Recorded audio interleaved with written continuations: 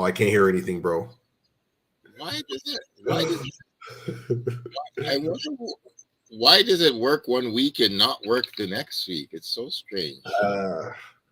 It's all good though, man. But we are here. We are live, man. We are ready, man. Reminisce Show, carrying the traditions of Sankofa, because sometimes we got to go back and collect what we may have forgotten.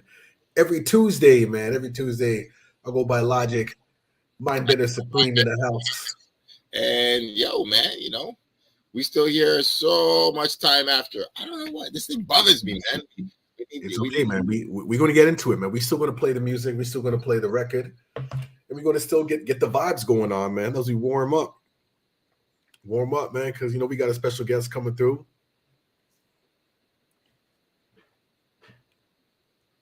You hear it? I cannot hear it, bro. I don't know what's happening. I'm not sure what's going on here, man. There's no sound on my end. Phone checker. Okay, man. Weird things. Well, anyways, I tried to do it. We'll work that out. It's all good, man. It's all good. It's like I'm doing the exact same thing we did last week, and it worked last week. And anyways, we keep going. Yes, man. Yes. Well, we are here, man, live and direct, man, right here, man, just as we winding down for this end of this year, man. I just really been reflecting on how much things that was accomplished this year. So much new partnerships, new relations, man. We got to shout out Hit Story, man, one of our partners out in Montreal. And, I know that we're going to be bringing in, the brothers from Hit Story here, just to, build, because there's a lot of Montreal hip hop history that they're tapped into. So it would just make a lot of sense. So many different events that we've covered, so many just new friendships and interactions, interviews. Oh man, I feel like next week we'll probably have to do kind of like a recap of just some of the things that we did and things that we're looking forward to in the new year, man. So we're just going to continue to build and connect and all that good stuff, man. But while we kind of get warmed up, man, like how you feeling, brother? I'm feeling pretty good, man. I'm a little tired from a very busy week, juggling a lot, man. We got this music, trying to work on another side project, secret thing, photography, and then the lovemaking stuff, and it's end of the year, so I'm happy. I'm very blessed. There's a lot going on, but it takes a lot of energy, so I'm working on keeping my diet good, keeping my protein shakes in me, and my exercise up, and feeling good. All right, man. Is there anything that you can share when it comes to the music? I know you got some stuff build in, and I'm just curious, man. Maybe there's something I don't want to let too much out of the bag yet. I don't want to spoil certain surprises because I gotta do it right. But I'm making a song with a childhood hero, and the vocals are in.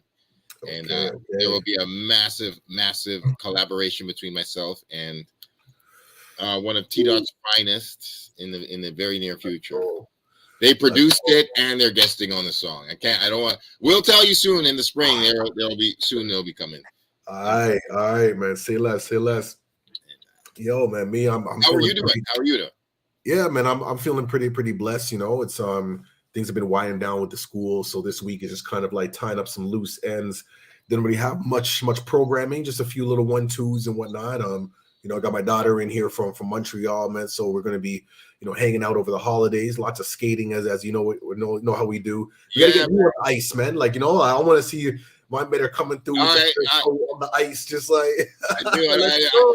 I won't be skating backwards like you unless you can teach me this stuff. But I ain't afraid no more, man. I see your joy on there. It is dope. It's contagious. Yeah, man. Yeah. So that's pretty much it. You know what I mean? Just having the family vibes and just building and connecting and whatnot. And man, I'm feeling good. I'm feeling healthy. Feeling connected to community, family, all that good stuff. But I'm also empathetic to those who may not be feeling like that, during this time of the year. I've been talking a lot about seasonal depressions and whatnot, within my youth groups and just finding ways to, to connect and to kind of navigate that type of energy. What could we do? And a lot of it boils down to well, some options are like creative outlets, you know, and Yes. also just like trying to like reach out to people that do bring positive vibes into your life, you know, because sometimes we focus on the negatives and whatnot, and like, you know, like if there's like that one person that you can reach out to that's amazing, you know, and you know, things of that nature. But like so I'm always empathetic, like while I'm like, yeah, everything's blessed, namaste, and everything's blessed, like at the same time I'm always like, yeah, he has that kind of like privilege right now, and I do recognize that being in good spirits is a privilege these days. You know, the holidays brings a lot of energy of like, you know, like lost, you know, loved ones who may have passed and whatnot. So while everybody's coming together, it's like what happens when your family's not even here, right? So That's so so anyways, real. so I'm always like mindful of that, and I try to reach out to those who I know may be going through that type of energy. You know what I mean? And it, you know, in the context of the Reminisce Show, it's like, you know, like what are some positive memories of our loved ones? You know, like how can we live like through them? How can we represent for them? You know, those positive memories that they left us with in those times. You know, that we're so glad that we had the privilege and opportunity to be with them, to be in their spirit. You know, so yeah, You're man. so right. You're so right, man. And I agree with you. I actually sometimes I get a little tiny bit grinchy around Christmas. And there was Yeah. a saying I saw this year, Merry Grinchmas, that I was like, I'm just for all the people who don't feel the total positivity.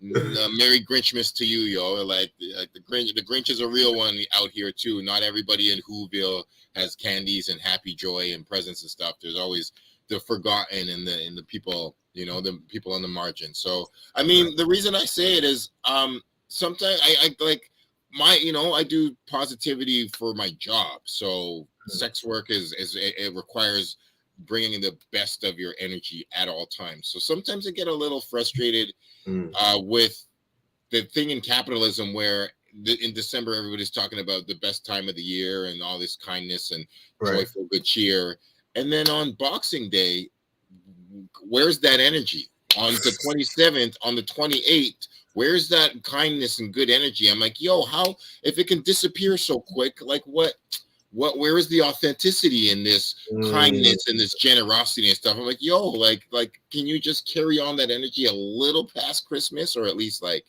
you know, like to not have it be so much wrapped in the capitalism and the like, and only on the 25th, and then by the 29th you've forgotten all the positivity that you were trying to do. And so well, yeah, no, I agree, man. The whole capitalism stuff goes right. I mean, let's be real, man. Like as soon as like Halloween is over, that yeah. like, you know what I mean, that vibration is activated, man. It's and it goes Boxing Day up until like New Year's, and then it's the crash. You know what I mean? After New Year's, it's just like, you know what I mean? And then we just got to kind of deal with it. But you're right though. There is this like loving kind of and playing on people's like heartstrings and emotions Yeah. during this time.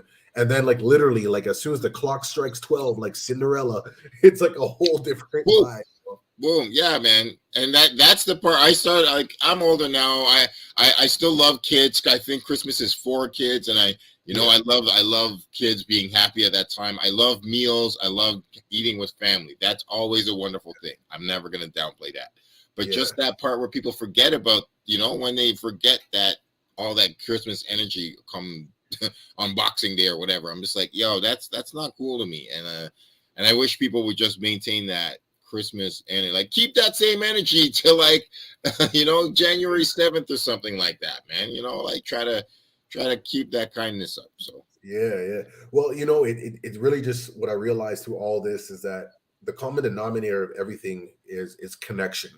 Like, you know, we're all looking for connection as human beings. We're social creatures, and you know, we need connection, like authentic connection.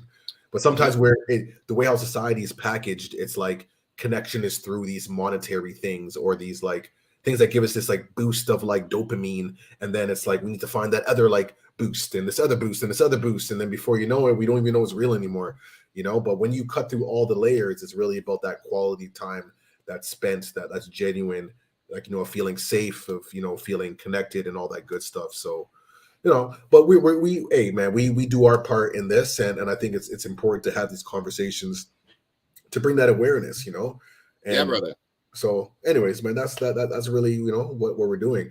But you know, I know we got a special guest, you know, and hopefully we're able to like, you know, get that flowing today though. But in the meantime, I don't know if there's like things that are happening in the news that's come up, and Yo, you know, there's a couple things popped off recently, man. And like I'd like to have some like kind of interesting stuff, and it's kind of coming up in various ways.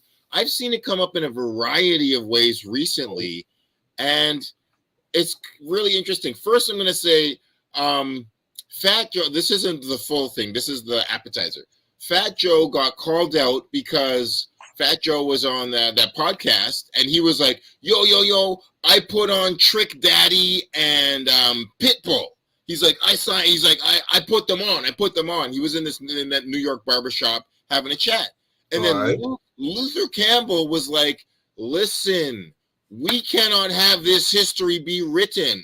Luke Campbell's like, I know y'all don't really like me. I'm not like, he's like, I know I'm not like Nas, Jay-Z, whatever, but he's like, I made my history, and you will not take my history away from me. I'm Luther Campbell of Two Live Crew, and he goes, I recorded Trick Daddy's first. He's like, I'm Miami. Like, Fat Joe, you're New York that comes up and down to Miami. He's like, I'm Miami. I recorded Pitbull first, and I recorded Trick Daddy first. I have their first demos. I sent them to the first radio shows, and da-da-da-da-da. I'm like, yes. Like, well, let's not have.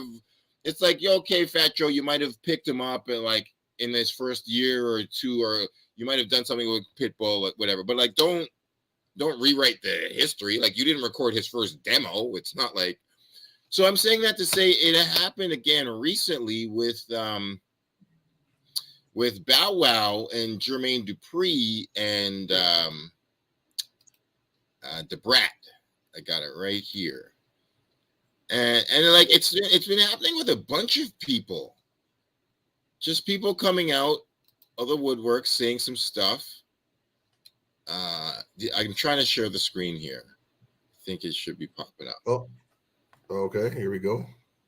So it started when Jermaine Dupri came out and was like, yo, I created 106 in Park to have a platform for Bow Wow to go on and do his thing. Because apparently, he's like, yo, there's NSYNC and Justin Timberlake and Backstreet Boys.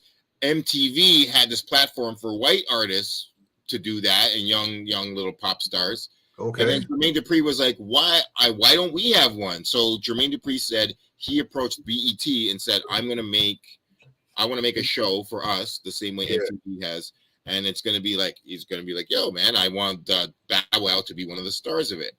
So then Bow Wow came out and was like, yo, Jermaine Dupri, what are you talking about?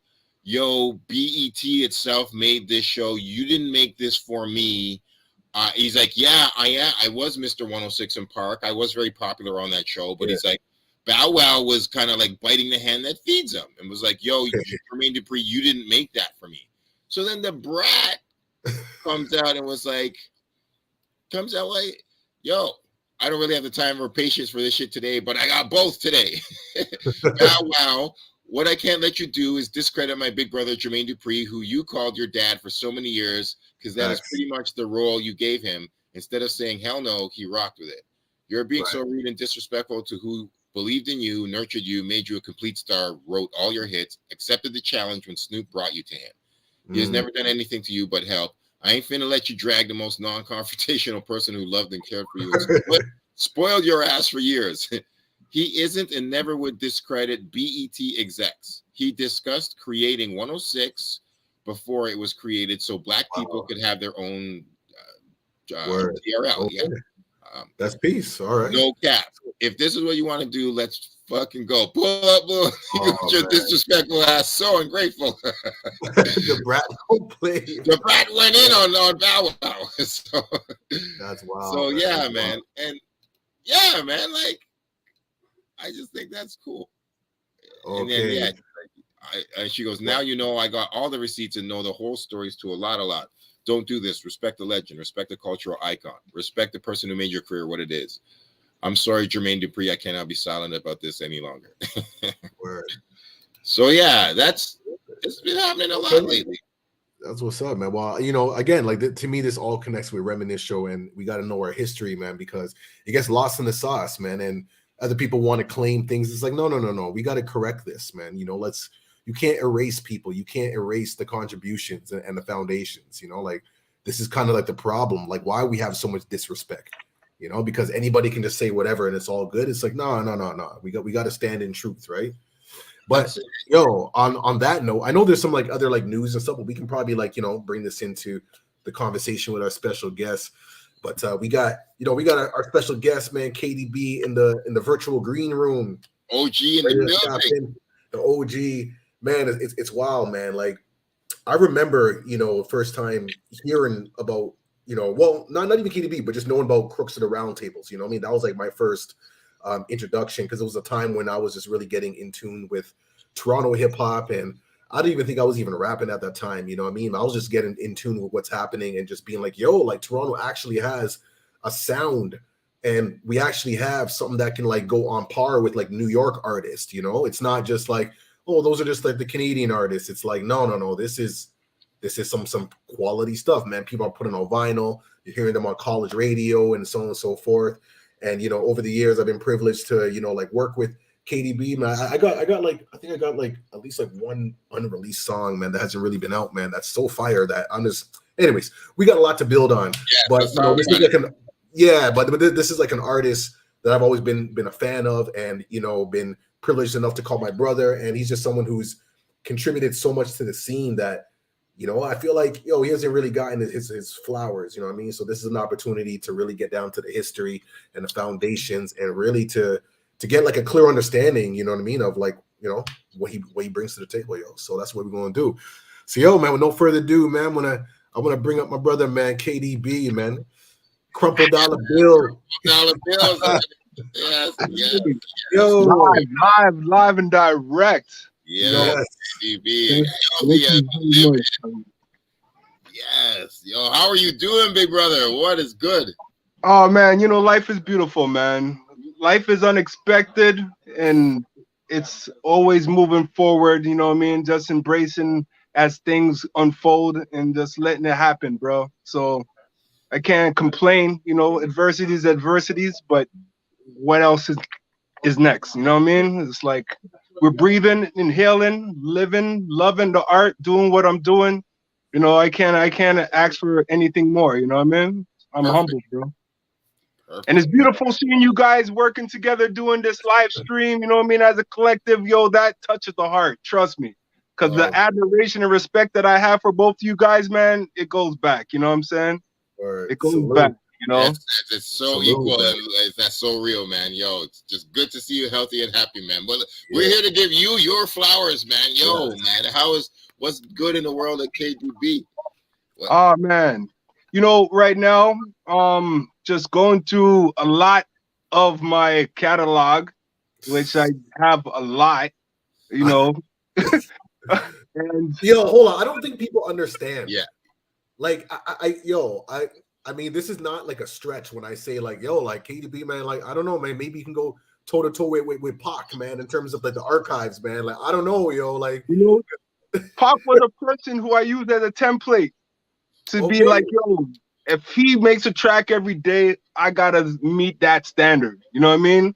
It's like, obviously, I looked at it in a competitive form because I never seen him any better than I was. Right. You know what I mean?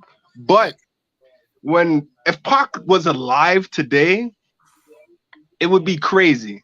The type of music that he would have in his collection, it's like he'd be Prince, the Prince of hip hop. You feel me? The stuff that he has in his vault, it's like it's constantly still being released. You can remix it, and we only fathom what we know. We don't know what really is truly there. You know what I mean? Because there's tracks that are throwaway joints, which in this era is gems. So yeah, exactly. You know what I mean? But yeah, I've been working. Like I was talking to you the other day when you came by the shop, Logik. You know what I mean? And working on releasing the Poor Man Militia project. You know, I actually uploaded it, so I'm waiting for the approval. You know. Okay.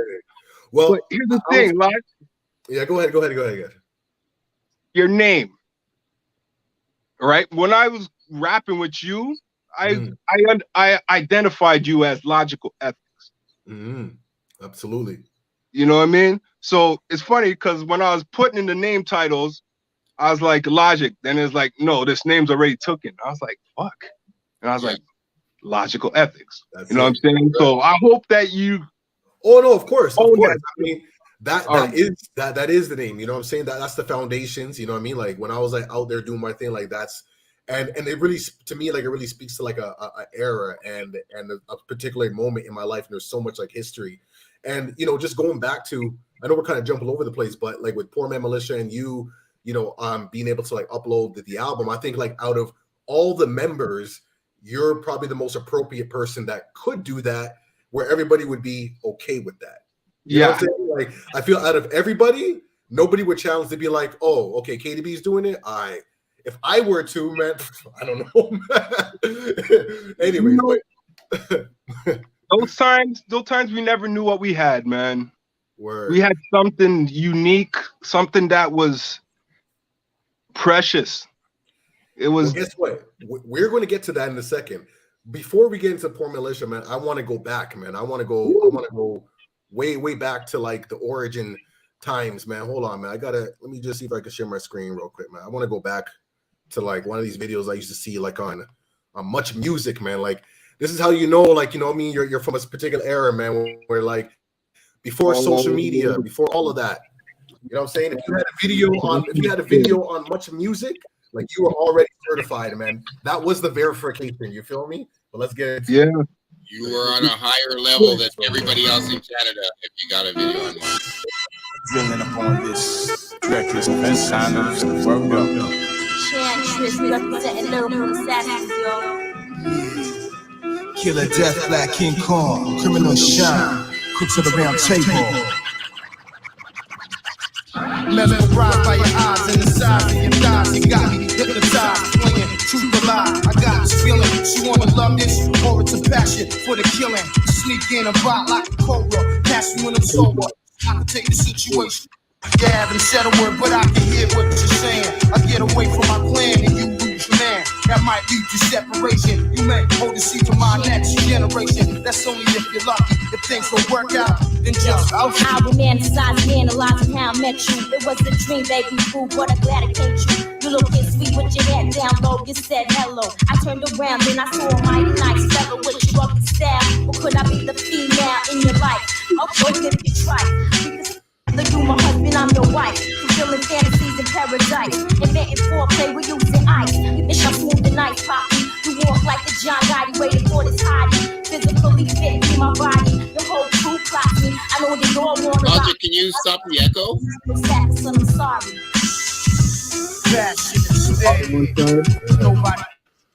Is it too loud? Too loud. No, it's just echoing a little bit, but. Is it playing twice? Oh, okay. Oh, okay. Sorry, I just, oh man, I don't want to cut it off, man.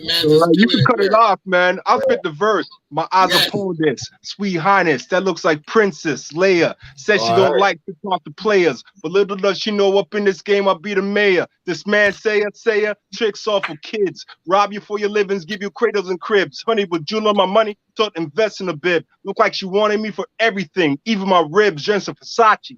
Flashing more jewels and Liberace on her feet, sporting the top of the line, brand new Hirachis. Typical, get a raised individual, giving pussy to get out the project. She's pitiful but still sexable. Fragrance scent on a Ralph Lauren polo, the hoe was local. Menage a trois took photos, busting us up in a vocal, on her throat up in a like a deodorant. You know what I mean? Get a little vocal there. I have to put a pause on certain things. You know, I don't know what the PG rating is. Man, the fact that you can like you remember those bars just off top, like ready to go. Man, that's wild, man. That part, that track is legendary, man.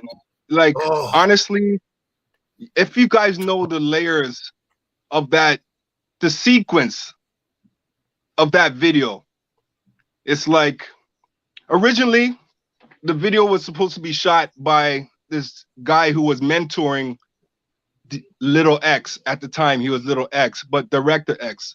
Wow. And his name was Jeremy. So he shot our Night at Rebels video. So he was supposed to shoot that video, Passionate Stairs. And our producer decided to go with another dude. you know, which was odd because we were developing a nice relationship with the guy. But we went with the next dude, and it was odd because he was wearing lime tight leather pants, and he was highly eccentric. And at them time periods, like, we're super thugs, you know? So it was odd for us to like see that type of like presence. Right. So we shot the video in a not garbage, what's it called?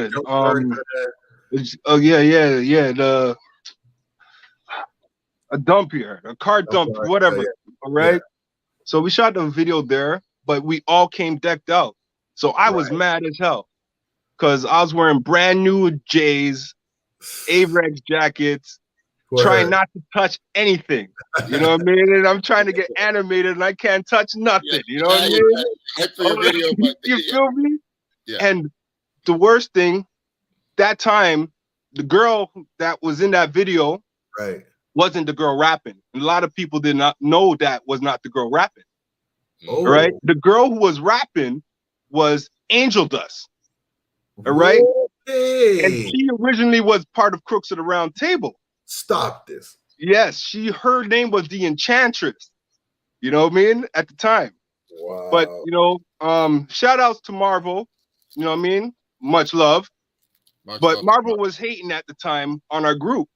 And he told us some shit, you know what I mean? Ho told her some shit about us and she brought it back to us. So we took it personal.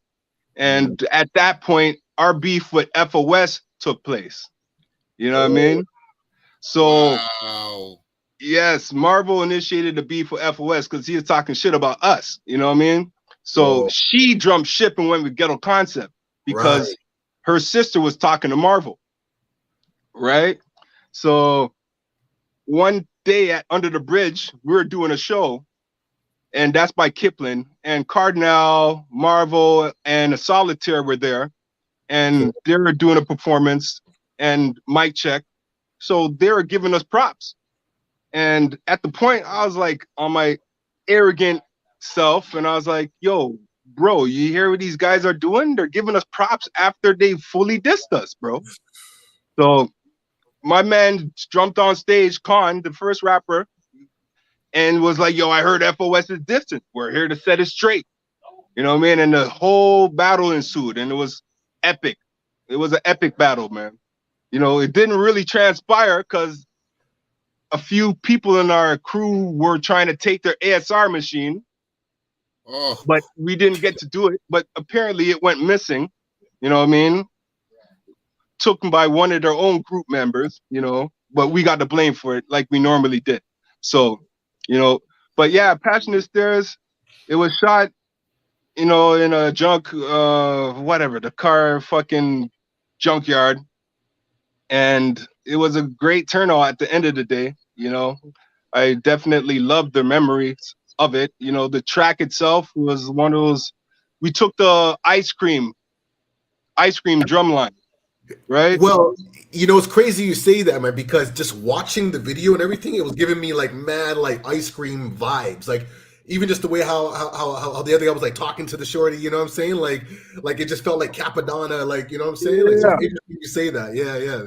We're riding off of that energy, you know what I mean? And at the time we were like, we had a huge group. So we emulated small hints of like Mob and Wu-Tang, you know, as the collective, because there's so much rappers. Like at first it was just me and my boy. He's light skinned, I'm dark skinned. That's like Havoc, that's Prodigy, right? Yes. And but we had the white DJ Slice, that's like Alchemist, right? But our group originally was Criminal Shine, you know what I mean? And then we formed a collective with more rappers, and we became Crooks of the Round Table. Because, you know, we couldn't just be Criminal Shine with everybody. So Crooks of the Round Table was the transformation of it all. And we went with the medieval knight approach because we're looking for, or not to call it a gimmick, but we're looking for an edge, you know, something that, you know, people could gravitate to that stood for something, right? And at the time we were warriors, so we're like, yo, let's be knights. Yo, that's, you gotta run with whatever ideas and concepts. That's what it is at the time. That's sick. Criminal Shine. No, I never heard that before. That's a sick name too. Yo, funny story. So Criminal Shine. Nobody knows this, but I'm gonna tell it right now. We were on the Master Plan show. Not Master Plan.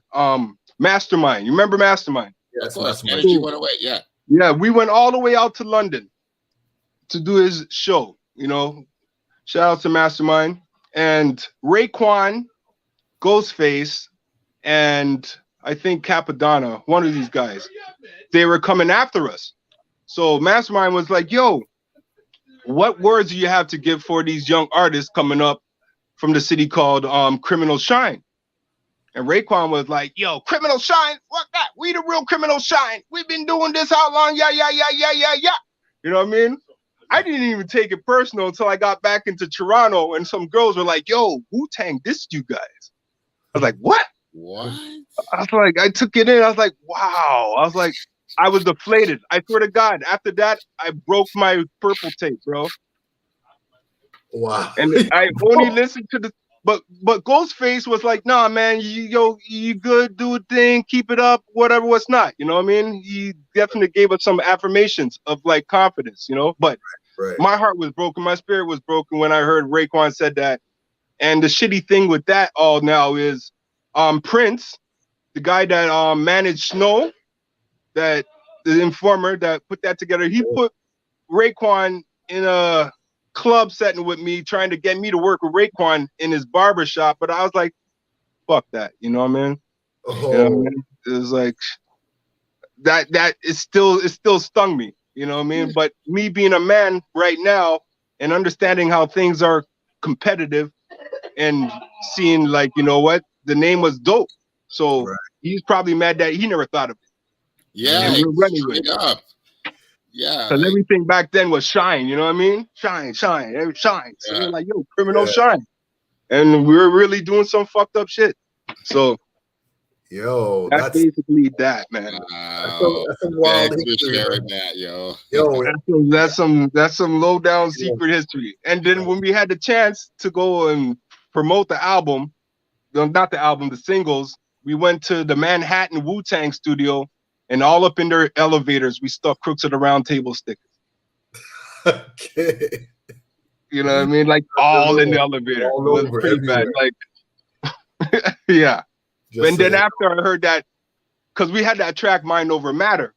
And then we heard that track, Apocalypse Now, Mind Over Matter, next rapper beats the cow. And we're like, yo, is this motherfucker taking shots at us? I was like, nah. I mean, it's... Who knows, man? Wow. But, you know, shout outs to the Wu, man, because I am definitely a Wu affiliated, you know what I mean, affiliate. Cut a lot of bar MCs in the Wu-Tang Clan, Method, RZA. RZA, you know, and... Wait a minute, slow down. You gotta tell that proper. Did you say you cut their hair? Yeah, I cut their hair, man. Yo, like it's casual, like I'm sorry, you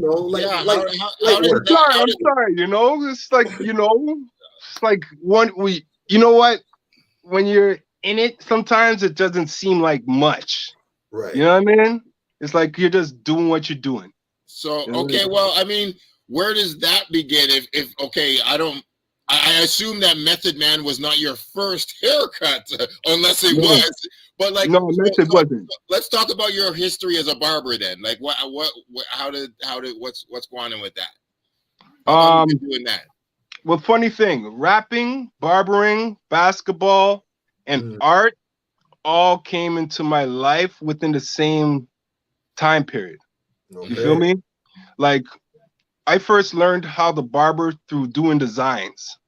And I was a sick artist drawing and everything when I was younger, you know?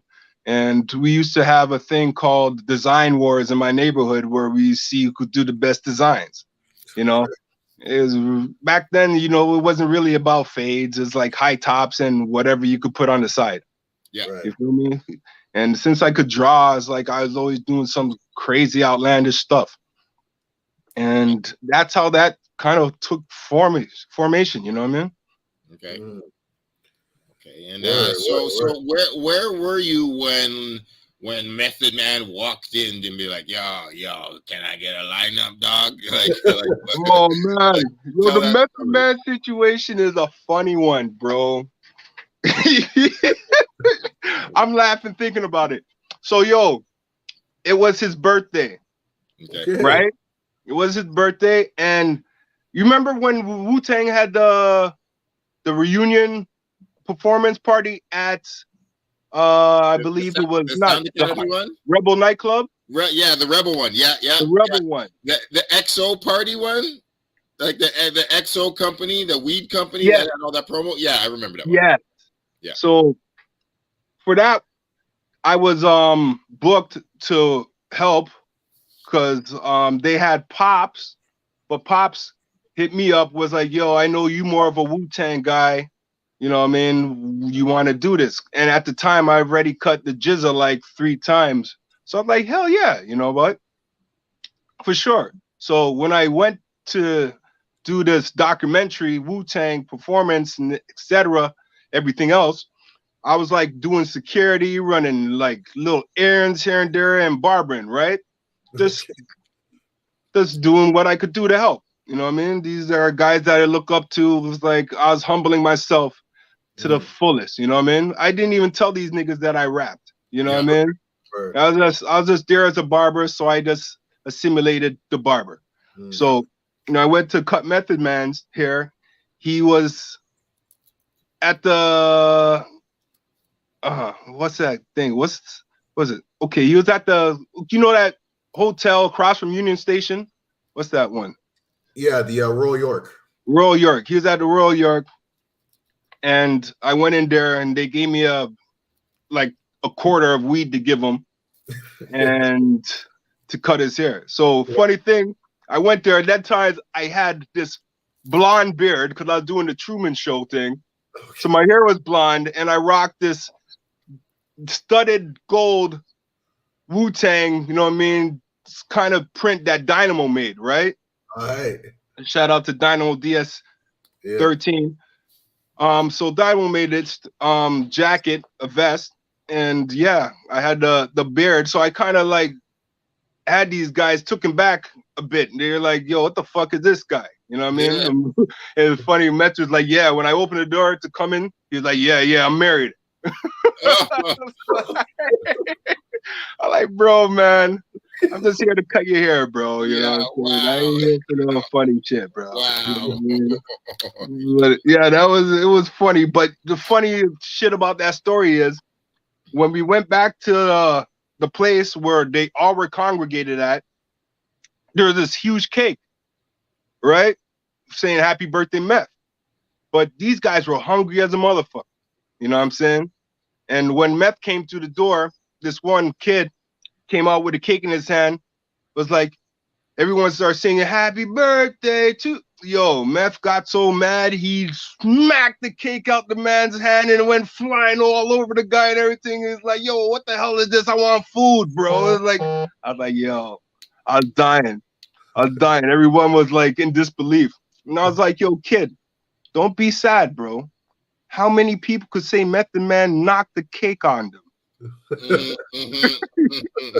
It's priceless. You know what I mean? You just made history, kid. But yeah. I gave him a nice little lineup on his beard. And yeah, I gave him a lineup, I believe. I don't think he needed anything much more than that. But yeah, shout outs to my man. Redman was a dope dude too. Cutting Redman was dope. You know what I mean? Yeah, man. He definitely had some interaction with Redman, and one of the most like down to earth, you know, always people, very accessible. You know what I'm saying? Like real chill, man. That's cool. Yeah, Redman's a dope dude, man. Shout out to Redman. Funny thing, he's like, oh man. So he's like, yeah, I'm doing some things here and there. He's like, yeah. So I'm like, yo, maybe in the future I could get you on the collab. He's like, okay. He's like, when's that gonna be? I don't know. When it gets hot. He's like, when you gonna get hot? Whoa. I don't know. I don't know. You know He's what like I mean? ready to go now. He's like, yo, He's like ready what to up? go now. And the shitty thing is, they invited me because they're doing the show at Molson at that time, and I was invited to go, but I never showed up. You know, because I had other engagements to take care of. So, but yo, man, love to all these guys, man. You know what I mean? They're legends. And I personally wish that, you know, like it was an environment where you could, you know, like I know like you're in the barber mindset and whatnot and being humble and whatnot, but I wish like if they were to catch a vibe, man, like I'm sure, man, they'd be like, they might have to just add you on road, man, to get to pull up, yo. But hey, you know, anything's possible. You know, anything's possible still. You know what I mean? Because I know that you ain't going to slow down anytime soon. But before we continue more with like the hip hop stuff, because I know there's stuff we want to touch on with Poor Man Militia, because that's a big topic. But I want to go back to like how, like when did you like first start like rapping? You know what I'm saying? Like what was that like, you know, moment? Like what triggered that? What inspired that? How old were you? I'm just curious to know like the foundations, man. I was 11 years old. 11 years old. I remember I was in Swansea Mews, born in Swansea Mews, Queensway, Windermere. My cousin Smiley, he always used to throw inserts here and there. You used to hear joints here and there, and I was like rhyming, but I did not know I was rhyming. A lot of people thought I was like cuckoo, because I'd like be walking around my neighborhood murmuring to myself. Wow. Until one day I heard KRS Run with Criminal Minded, and I was like, yo, this is what I'm doing.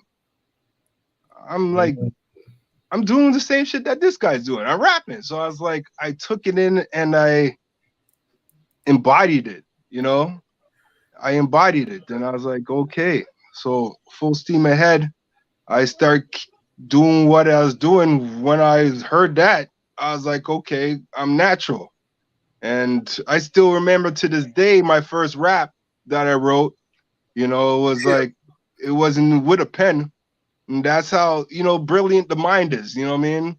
Muscle memory is a beautiful thing, especially when you associate it with a moment in a situation, you know what I mean? It's like, it triggers the thoughts, you know?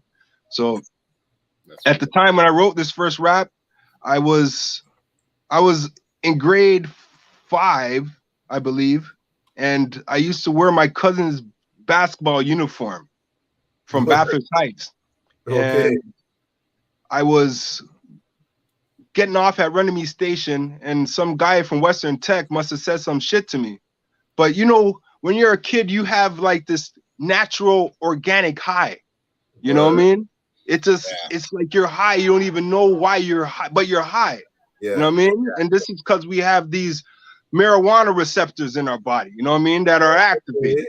You know what I mean? So this guy must have said some shit to me, and I was in a daze. He had his girl with him, and I slapped the shit out of him. And his girl started laughing. And I came to my senses. I was like, oh shit. I slapped this guy. And I started running, and he ran. He jumped on me and pummeled the shit out of me. What? Then I got this huge grass stain on my cousin's white uniform. And I was like, holy fuck. Then I walked home. And I was walking home. All I could say, yo, you could beat me up and down, but I feel no pain. Laughing in your face like it's just a game. Your girl come up to me with a glass, asking for a toast. I tell her step off because she's just a host. The girl think I'm simple because I got one dimple. But let me tell you, the raps are invincible. But I was like, and that was the first rap I wrote. What? You know? Wow, man. Yo, that shit is fucking still good to this day. Like, that's solid.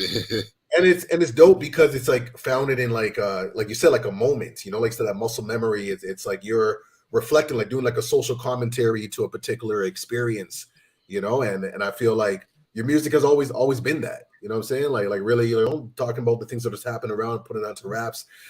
As you're talking about really quick though, I just want to ask, so where did the name come from? What name did you have when you were young? I was Lucky the Bad Luck Charm before I actually got into Crooks at the Round Table. And I was Lucky the Bad Luck Charm because at the times I was rolling with the Tiny Toons. Okay. You know? And I was just for those who don't know the Tiny Toons, man, you speak on that for a little bit, but that's talking some history right here, yo. Yeah, I was like one of those street kids running around tagging, doing stupid shit in the club. You know what I mean? Making sure the club fucking went chaotic so I could grab DJ equipments and other stupid shits. You know what I mean? Because you know we're trying to fucking make money somehow, some way. You know? So, well, okay. Yeah.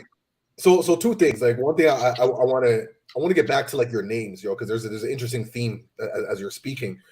But you know, when you're going back to talking about like, you know, like rapping and murmuring, like I remember this one time, like because this is, you know, St. Clair West Station subway, like, you know, this is when I used to live like Vaughan and Oakwood, and I'll always see you around anyways, right? Because at the time I went to Oakwood Collegiate, and you were at a barber at Loose Ends back in the day, so I would always like see you around. This is even before we even like cross paths and started partying, you know. I would always see you around, but I remember this vivid memory of me of seeing you St. Clair West Station, and you have your headphones on, and you're like rapping loud as fuck, yo.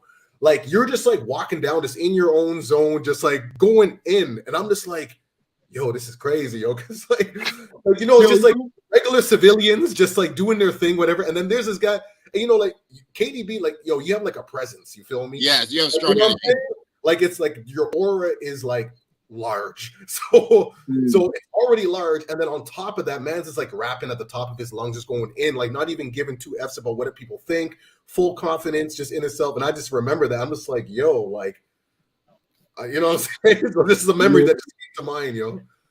Mind state back then, I used to use that as a defense mechanism. You know what I mean? It's like I would ward people away from me. I make people think that I was crazy enough to voice myself, you know, and if you really listen to it, then you're like, oh shit, this guy's actually saying some shit. So you might listen. And I was also rehearsing for just in case I was a present on a stage. So the world was my stage the way I seen it. You feel me? So I was keeping the people away from me that I didn't want near me. And if you did come near me and you weren't afraid, then I knew that, okay, you really wanted to mess with what I was doing. So, but yeah, that was the mind. And I loved hip hop so much, bro. Like I used to murmur around my neighborhood as a kid, just like talking shit to myself, you know? And when I got older, it never got any better. I just got better. You feel me? Right. I got better. I was able to formulate sentences and, you know what I mean, punchlines and soliloquies and, you know what I mean, you just name it. I was actually getting good at it. And I was a student of the craft. You know what I mean? Who are some of your strongest influences besides Wu-Tang and Mob? I feel you, but like and KRS-One, those are similar to me, but is there any other MCs or surprising 100%. Musical influences or even artists or other people in your life that guided you? Like me, I feel I was an embodiment of Rakim, Nas, Coogee Rap, and Scarface. Ooh, I can hear that now. You know, when you say all those, I can see that, man. Word.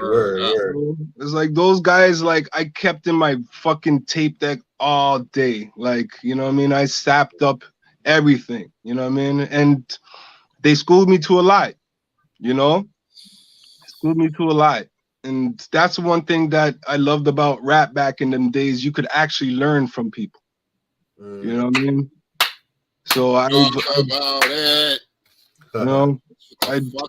that and embodied it to the point where it's like I wanted to be one of the best teachers at my capacity as I could be within my rap, you know what I'm saying, abilities.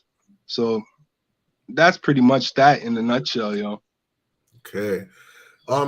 Before we get into the Poor Man Militia, man, because we definitely got to spend some time building on that, I want to go back to like your names, yo, because you said like Bad Luck Charm and, you know, Killer Death Black, Krumple Dolla Bills, like there's a lot of like dark like energy, you know what I'm saying? Like, so I'm curious to know like what's like, help us, you know, enlighten us, you know, with these names here.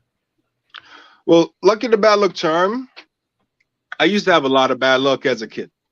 You know what I mean? And guys were like, oh, I guess it's an oxymoron, right? It's like lucky, the bad luck charm. You know what I mean? You're lucky, but you got a lot of bad luck. Right. Saying that, you know, when you're lucky, you didn't die. You know what I mean? Because I was in a lot of fucked up situations as a kid. Like Killer Death Black was somewhat of metaphor, a morphing of Lucky the Bad Luck Charm, you know what I'm saying, within my chaotic mind state, where it's like I was like no hold bar, ready to go. Like, you fuck with my boy, I'm ready. I'm the first person with their nose in the dirt, you know? Krumple Dolla Bills was one of those things where I was working with a man from New York, LA, JNY. Shout out to my man JNY. And he was like, yo, Killer Death Black, we can't promote that. We can't market that. you gotta switch that. I'm like, yo, but the joke is, my name, Killer Death Black, it became KDB because these guys put it on a record. You know what I mean? Because the name was too long to fit on the record. Jose is broken down and just, you know, so this thing, yo, KDB. I was like, yo, I don't want to be KDB. Like, no, trust me, KDB. So I was like, oh, okay, fuck, it is stuck. And Krumple Dolla Bills, I was working at Loose Ends, and I remember Ryan, the Dread, he was like, yo, man, every day me see you, you have nothing but all these Krumple Dolla Bills in your pocket. And I was like, that's it. No, that's it. Okay, you turned into a K. Krumple Dolla Bills. So that's how it became Krumple Dolla Bills. You know what I mean? Shout out to my man Ryan, the Dread. And yeah, that happened at Loose Ends. Shout out to Brian. You know what I mean? Okay. I love that history. Nah, that's it. But we're gonna get some more history, man. We're gonna keep it going, man, because yo, man, there's definitely a lot to build on, man. I want to take it back to this photo right here, man. Like, let me know like the thoughts that come to mind, man, when you think of this. Oh, this was the video for fucking Victim. That's right. And I was wearing the CSA, what's it called? The Negro Lead tracksuit with the matching Negro Lead hat. Jeez. You know what I mean? And CSA, shout out to CSA. He used to have the exclusive Negro League stuff at the time on Eglinton. Yeah. And yeah, we're all chilling. I believe we're building up. This probably was like at the ending of the video. Yeah. We probably did the alleyway scene. Yeah, we set up, Yeah. But yo, from what I hear, that video was like one of the first hip hop videos on YouTube. Yeah. Absolutely. It's wild, you know what I mean? Like, and it's all like dated and whatnot. So people look back and you know, see things. It's, you know, there is some deep history there still. You know, because who made the video? I don't even know, man. Like, who was the director? Do you know? I don't remember. To be honest. I should remember, but I don't remember. Oh man, well, shout out to you, my friend. Yeah. Well, let's go back to like, you know, who else is who can y'all point out who is in that picture? I feel like I know some of the names, but who do y'all recognize? We got KO. This shit's small. KO's in the brown jacket. Yeah. Util's right beside me with his hands rubbed. Is that Norm with the toque on in front of KO? Yep. Yeah, that's me right here. Yeah, that's you right there. We got Misery right here. Okay. Kai. Yes. Gillo. Killer Kai. Yeah, Killer Kai. We got Gillo here, and I forget this. This was like his brethren that used to always come through. He actually did. He did the PMM tag, you know, like the mural in the. Yeah, he was the one who did the mural there. Spanish boy. Exactly. Wow. Yeah. Okay, thank you for that history lesson. Yeah, man. So wait, what's that guy holding? Is he holding a bat? I'm pretty sure it's a machete, yo. What is? Yeah, I'm like, what kind of weapon is that? Wow. I'm pretty sure it's a machete, yo. But yo, like, I'm curious, like, how did you get connected with, you know, Arkeologists And because there was a few names that kind of like evolved until we got to like Poor Man Militia. But like, when was your like, I guess like, you know, intersection with Arkeologists, and then I'll share mine. But yeah, go ahead. All right, so I used to go to fucking Norm and Mitch's house and make mixtapes. Right? At these times, these guys were they were fans of Crooks at the Round Table. You know what I mean? They were fans of Crooks at the Round Table. I used to go there and fucking use their records and just practicing on DJing. And one day, I brought Mitch to the studio. And I was like, yo, come to the studio with me. And then Adrenaline was like, yeah, not really taken to him. So after that, he was inspired and he started making beats. And Tutu's, I went by their house, Norm's house, and he was like, yo, we're doing a thing. And I was like, doing a thing? I was like, what are you talking about? He played it, and I was like, yo, this shit sounds fresh. You know what? And that's the time where the Tribesman started to kick off. It's like, if you listen to the first Tribesman album, I'm only on like 2-3 songs, right? So these guys started working on a Tribesman project, and I was like, okay, you know what? I can't be KDB on this Tribesman because Crooks at the Round Table is popping. I don't want to get people confused. Like KDB's in multiple groups. So I became the Atrocities. So at that this point, is what I mean by like the names, yo. This is what I mean by the names. Like there's this theme, atrocity, like Killer Death Black, like yo. It's such a chaos, bro, that my life was wrapped around, bro. You know what I mean? A lot of things exemplified the chaotic moments in my life. You feel me? And I drew energy from it. Well, I was going to add, because it seems like you're able to bring like order out of that chaos. Yes, that was the way I could tame the trauma that I was dealing with. You know what I mean? And I say exercise these demons. You feel me? That I was going through was the music, and being able to I guess just talk about, you know what I'm saying, the things I was going through or what everybody else was going through around me. So yeah, well, that's so I'm gonna mention so how I got connected with what do you call it, with Arkeologists. It was a time where, you know, my high school rap crew, which was like Fatal Phonetics, and there's some stuff there too, you know what I mean? Like, I don't know if you remember when that this is kind of going a bit back, but there was a time where there was like a battle, I believe. Can't remember what radio show it was, but it was at 88.1 in the basement, like the old basement. Oh yeah. And it was like you and Lamin had a little battle going on. Is it Lucky Lep? Lucky Lep, yo. I have that. I have that on video somewhere. I have to find the archives, but I have that somewhere on the archive. I'm gonna pull it up, you know, at another date or whatever. But at the time, I was with Fatal Phonetics, and I was rolling with like Calculus and a few other guys. And Calculus was kind of like the RZA, you know what I mean? Because he went to like Central Tech at the time, and he was like connected to like a whole bunch of other folks. And I remember, like, you know, that's when he somehow discovered like Street Congress, you know, which was like Keotney and Govs and all these guys and whatever. And, you know, we started kind of like loosely hanging around them. Then we did this like performance thing at For Unity. For Unity had like the hype seminar at the AGO. And we did our performance there. And then there we connected with this artist by the name. Yeah. Yo, shout out Onyx Barbershop, yo. No, socket. Wait till it gets a little settled there. You know on location. Yes, live on direct.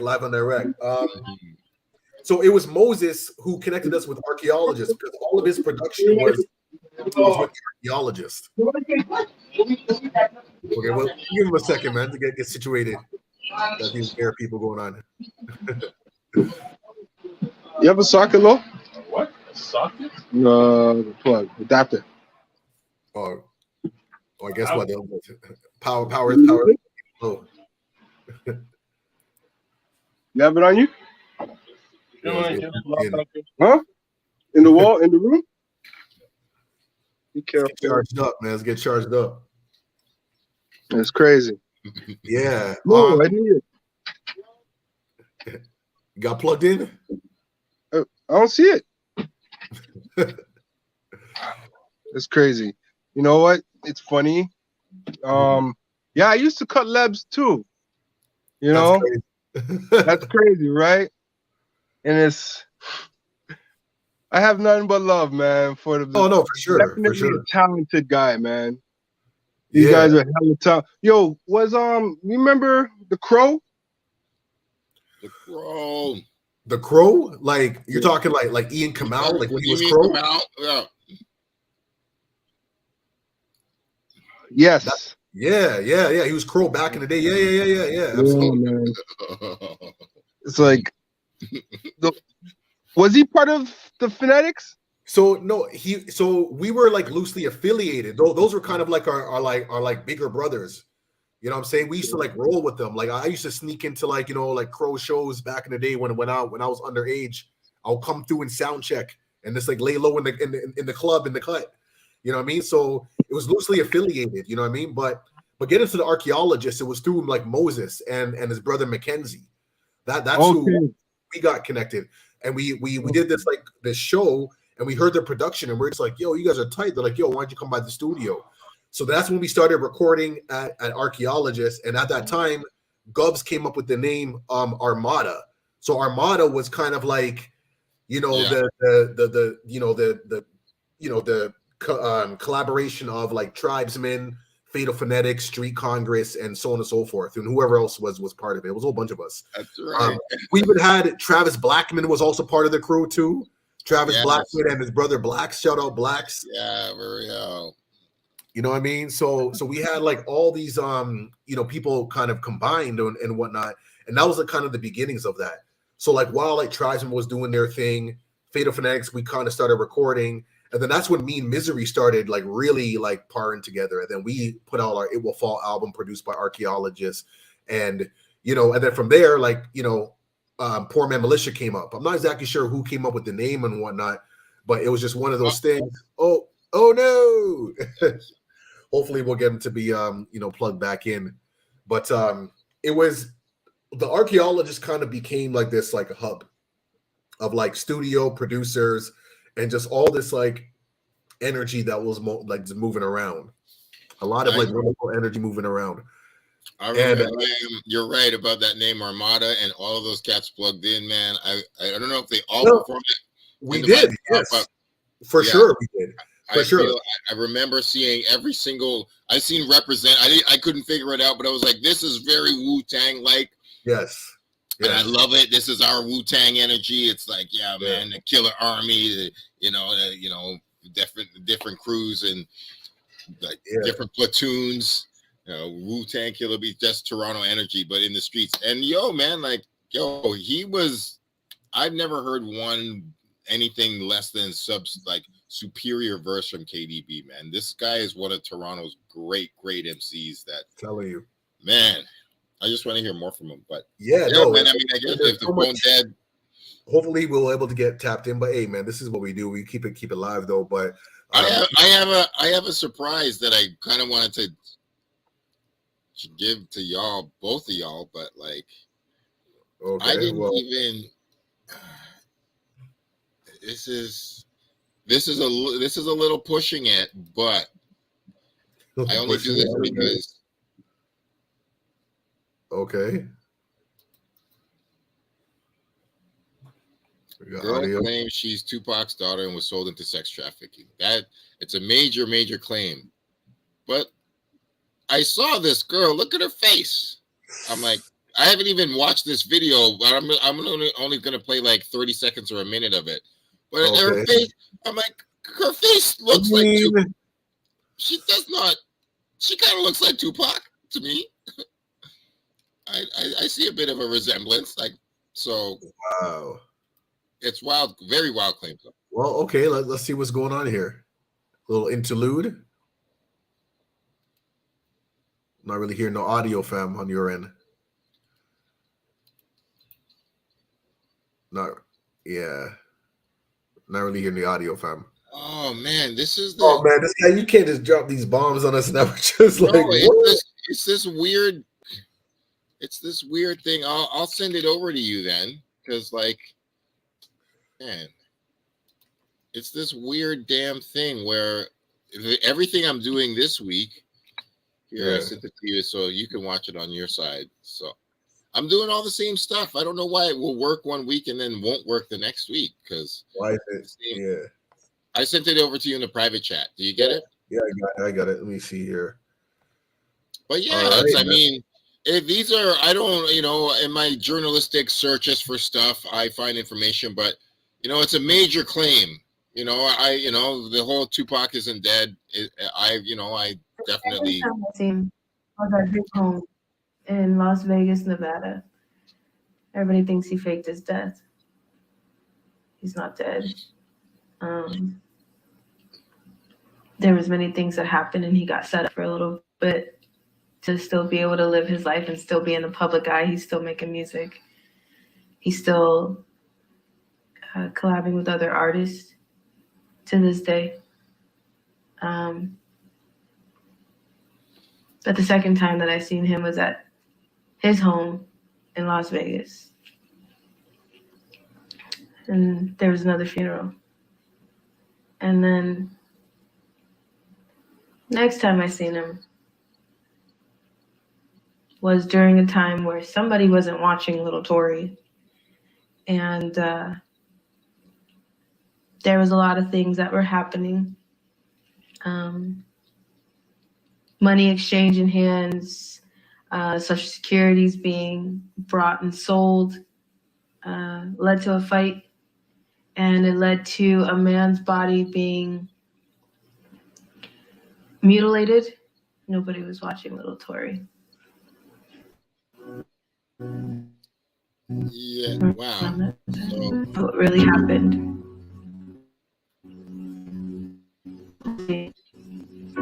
I had to go to a very elite party in Hollywood, California. whoa. And guess who I met? It was really weird. At first, I thought I was tripping. But no. Around that time, Unthinkable with Alicia Keys came out. It was around the time that I seen him again. And he did a collab with Alicia Keys. And people thought that was just machines. And, people have that power to just completely use that voice all over again. No.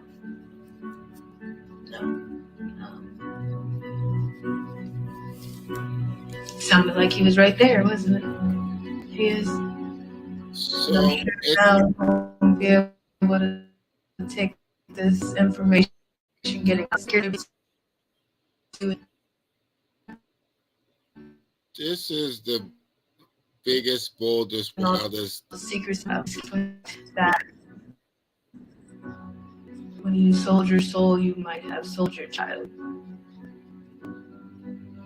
Okay, can we stop there? Whoa. Yeah. This is Okay, this is okay. We're shifting the energy here.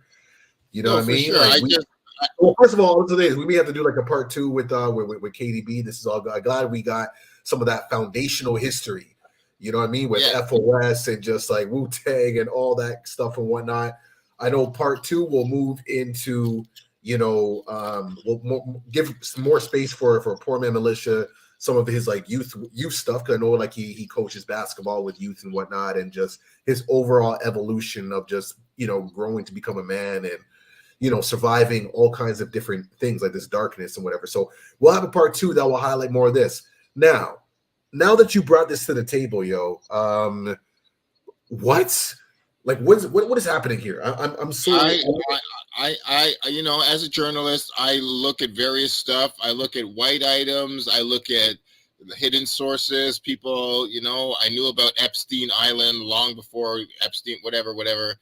I do sex work, so I pay attention to the sexual trafficking and whatever. So I saw this yesterday, and it was like, said, Did it come out? Like how recent is this? I don't know. I literally had this link, and I just found it yesterday. I have not even watched it. I literally had it on my desktop, and when y'all said Tupac, I had my cursor over this thing, and I was like, oh shit, here's this Tupac video. So I had never even seen that. I just had it, and I just thought of sharing it with you. I just heard about it. So, obviously, as a hip hop head, if you're into conspiracy theory over the years, you've obviously heard the possibility Tupac maybe still alive, maybe faked his death, whatever. I believed it for a long time. There's like a 0.00001% of me that still wants to believe it. But, at a certain point, you got to let go of whatever. And just that being said, the world is fucked up. Conspiracies and the truth comes out and information comes out after the fact all the time. And then this just says Tupac had a daughter and that she was apparently sold into sex trafficking, and which is the part that I did not research. I am like, that's a whole other fucking, I have nothing to say about that. But I just saw her face when I saw the link, and I was like, just on like her face alone, I was like, you know what? Like she looks enough like Tupac for me to not throw this entirely away. Because to be super honest, I rarely try to get into this extreme stuff, and I would rarely bring it here if it wasn't vetted. But I've seen, there's been a story about Jay-Z's original son. He had a son with a woman in like Bahamas or St. Bart's or something. And the woman came out and she's like, yo, this is Jay-Z's son. And she had Jay-Z, like she has this kid, and this kid's got big old lips, like I look at it, I'm like, yeah, that kind of looks like Jay-Z's son. And even like Jim Jones was pictured recently. He's like, yeah, this is my homegirl, this is my son. And you look at the son, and it looks like Cameron. And people are like, a lot of people are like, why does Jim Jones' son look like Cameron? And Jim Jones goes to jail. These guys, and it's just like Cameron's fucking Jim Jones' wife and has a kid. Stranger things have happened. So it's just like, yeah, the possibility. Did Tupac have a daughter? I did not know. This is the first time I'd ever seen this possibility. Well, I mean, like Pac definitely has quite a bit of songs, that could suggest, like Letter to My Unborn Child, and things like there's quite a bit of songs that are, that kind of speak to like, like fatherhood in a way, and just like this paranoia of not being around and whatnot. So it's possible, man had a lot of sex with a lot of women. Biggie has 2 kids. Like, it's not unreasonable. And I wouldn't she just looked enough like Tupac, or I'm like, you know what? I'll check it out. That's the first time I've ever seen it. It could be false. I'm gonna throw it out there. It's like sometimes people totally fucking lie about this shit, and I try not to entertain the bullshit.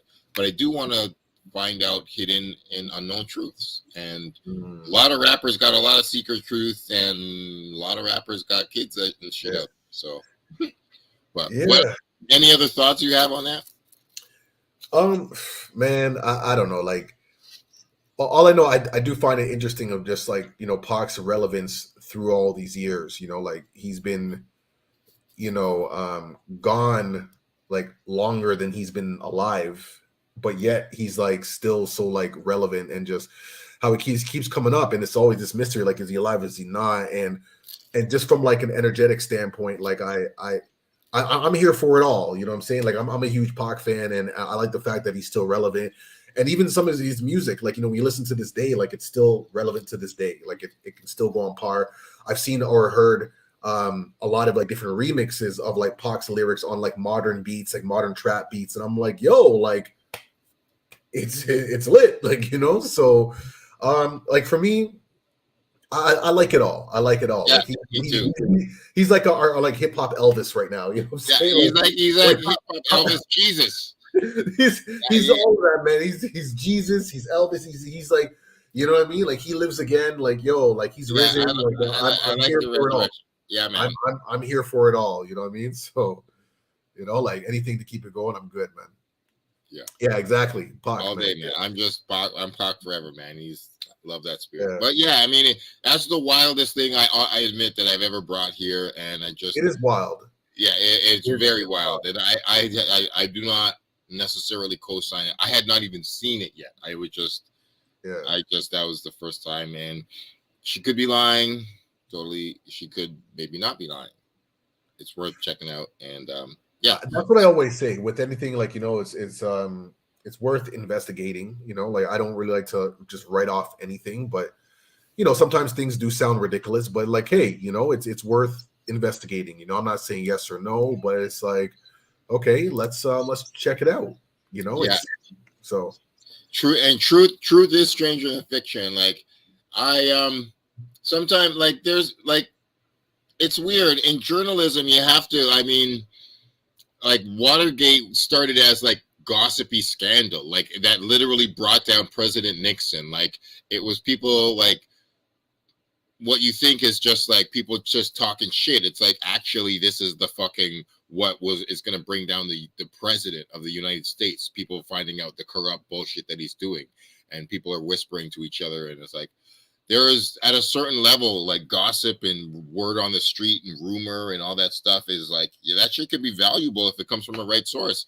They're like, that's why, like, spies and wars and shit, that shit is for real. I'm like, people do get murdered for that shit. So, like, but yeah, man, I'm saying that to say, like, I've heard some really wild stuff lately, and yeah, there's just those RICO cases coming down are pretty wild, man. Like, that's the last thing I do want to mention, that there was a really insane clip that we can't even play here unless we play the very highly censored version of it.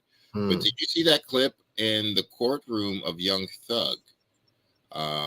There was a clip, and some hackers hacked into the Zoom call of the courtroom, and Logik, it was one of the craziest things I've seen in my entire hip hop life. And Young Thug is sitting here, and his eyes are like burning. He's flabbergasted, and he's like, he just can't even show emotion. He's like, this is really fucked up. I'm on trial for my life, and these motherfuckers are playing.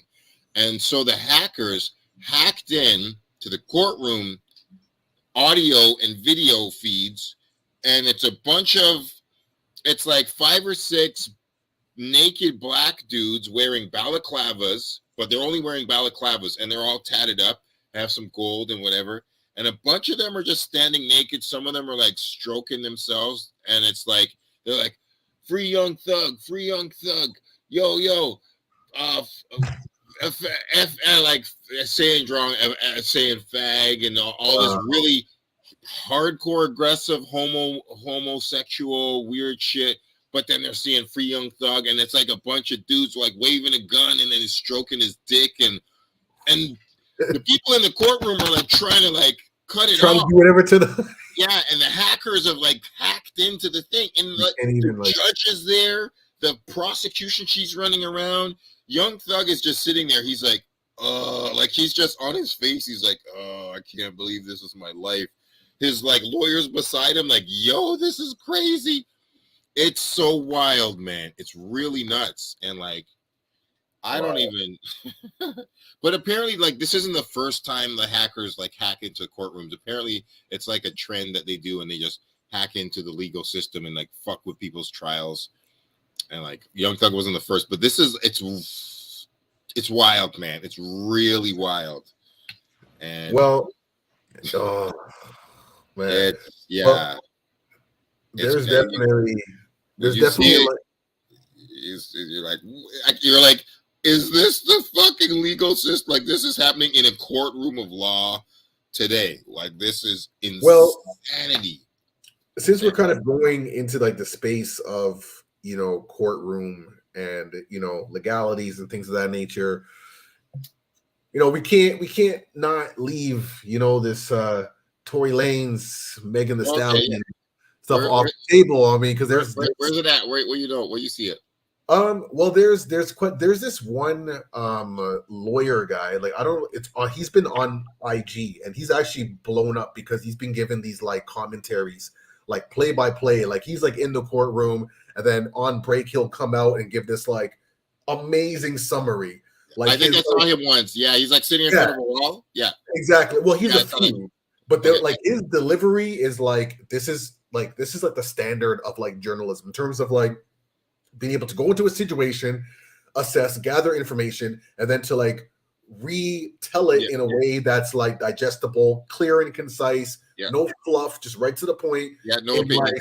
Like 2 minutes flat. Like, you know, it's wild. So I don't know. I just pulled up online. Oh, you got one of them? Yeah, if you can drop it. Yeah, let's see. Well, there's this. Hold on. Let me just try to see something here. I'm gonna see if I can fast forward to his part, but I'm just gonna go to this like screen here, which is, you know, kind of like an update of where it's at. I encourage, look, I don't know much information about it because I haven't really been studying it, just except for what has popped up online.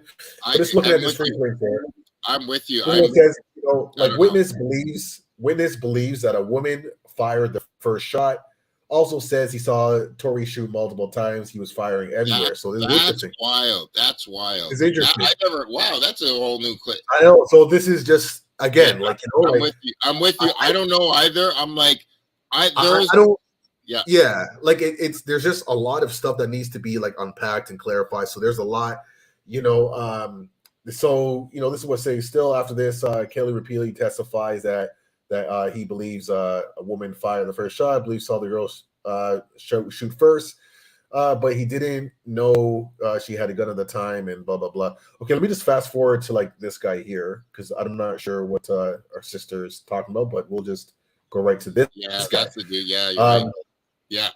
He is going in. I forgot. I'm gonna find his IG and let y'all know because like his page, he's been blowing up. Like he's probably at like 200K followers by now just off of his commentary. But let me just see what he says for this one here. Let's see what we got.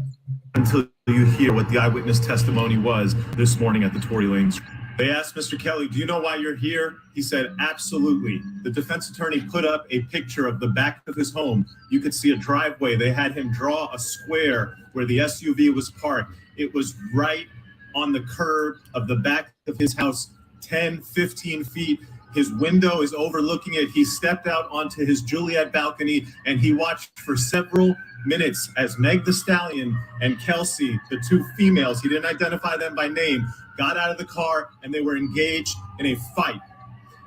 It was violent. It was quite aggressive. It started with arguing that woke him up in the middle of the night. Where his house is, often him and his son are woken up in the middle of the night by people who stop in and around the back of his home. This was another night, arguing, escalation, two women fighting. He watched the whole thing while standing on his balcony. Oh my God, it gets crazier.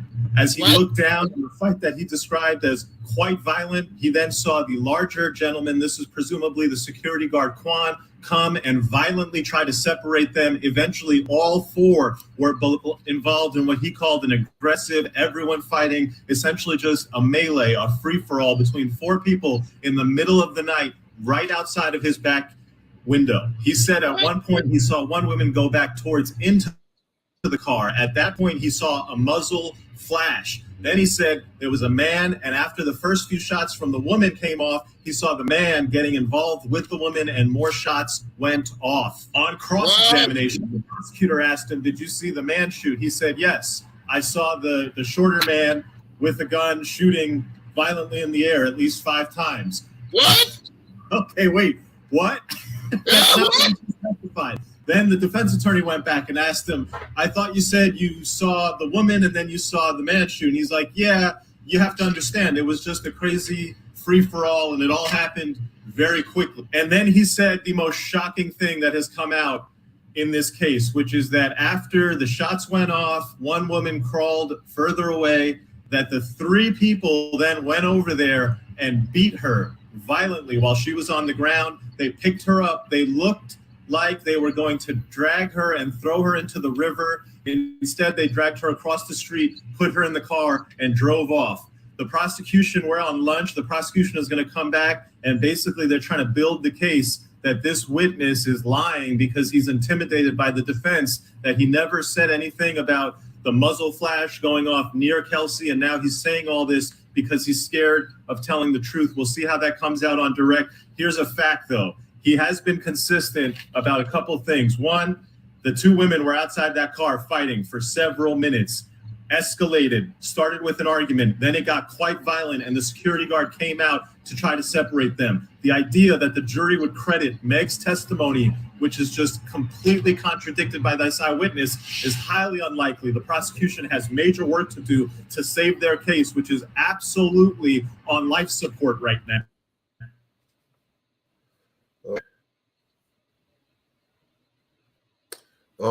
Well, and again, so his IG Instagram is Lawyer for Workers, so you can definitely check out some of his stuff. What the fly? Yeah, his whole page is crazy.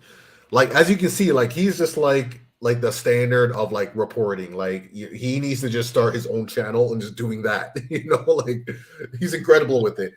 But like what he's saying is crazy, and there's so much. There has been so much that has been revealed over the past couple of days that's just like, like, I don't even know what to believe anymore. Like, what's going on there? It's a mess. It's a mess. There's so much. It's unfortunate though. It's so crazy. So crazy. Okay, for sure. One thing I know is like Meg was hurt, which is shitty, and like if she didn't hurt herself, assuming she didn't shoot herself, that's like we're pretty much there, right? Can we, like, a whole bunch of people are lying, but okay, Meg didn't shoot herself, so somebody shot her, either the homegirl or Tori. And this guy said, I didn't know until today that there was a possibility that both of them shot her. That's wild, super wild. And the sad thing is, I don't even want to take sides. I'm like, I just want this to be on the side of the truth. I don't even like, that's it. I'm like, I don't want to take sides on either or, but it's like, it seems like at this point, both of them have totally lied, Meg and Tori.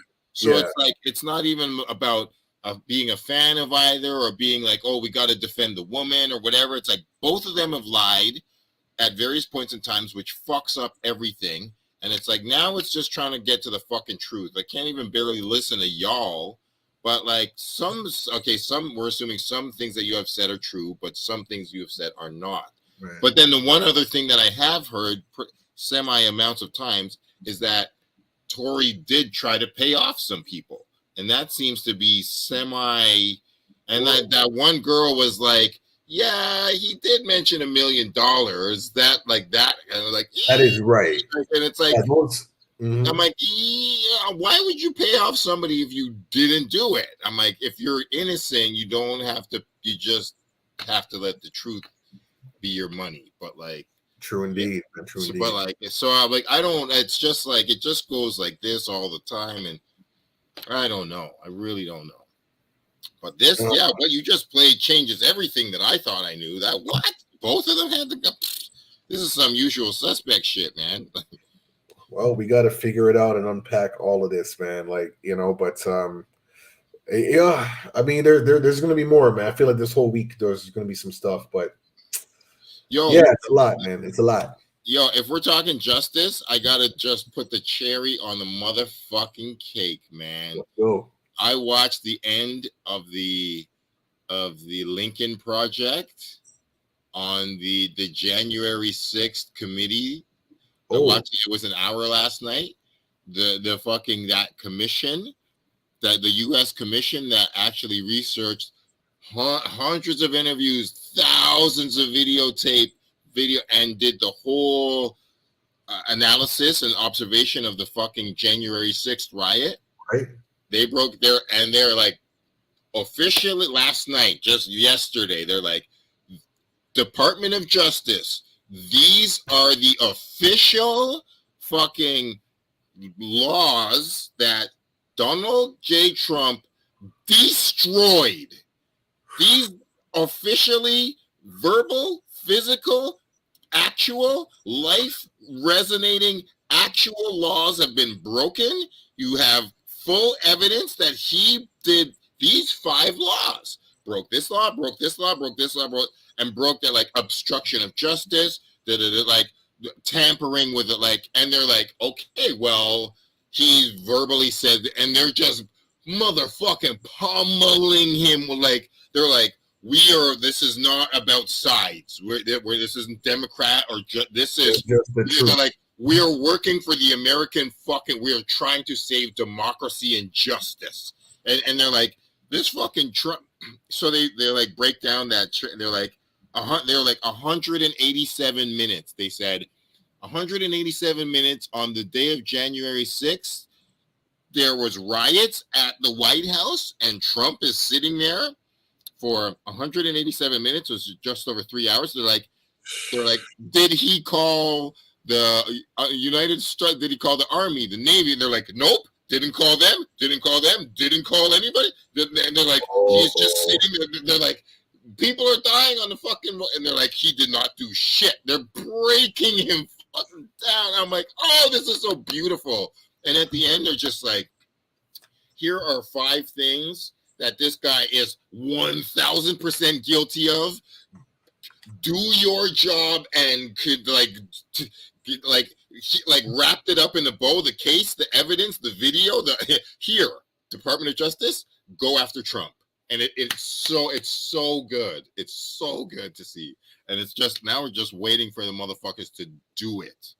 But like the case is over. Like bruh is like 10,000 levels guilty, and bruh, he thought he got away with it. There's so many people that like talking to his aides. They're like, so they're like they're talking about, these people are talking about hanging hanging Pence, and they're showing this video clip. They're like, they were 40 feet away from Pence. They didn't know Pence was only 40 feet away from them, and he ran into a fucking bunker. And then they're like, okay, so you were with Trump. What was Trump saying to Pence? And then she's like, Trump was calling him a wimp. And Trump said, I made the wrong decision 4 years ago when I picked you. I'm like, oh, like these are the things that like just mocking Trump. Like, oh my God. Fun. They're like, so they're like, okay, so these guys were trying to hang Pence, and Trump, you were doing nothing to defend. They're like, yeah, Trump didn't call the guards. He didn't call anything. He just was gonna let it happen if it happened. And it's like, it's done. Like his bro is over. Like wow. Trump, like they murked him on the like. It's just now they just gotta they just gotta do it now. Like But the case is he's a rap, man. He's a rap. So it was like, man, it was the thing we were waiting for. Fuck the lies, fuck the spin, fuck the left and right. The law was broken. Justice must be served. Period. So yeah. I watched the whole hour. It was like a fucking. It was so it seems like there's like this energy of just things are coming to an end. Like these revelations and clarity is coming about.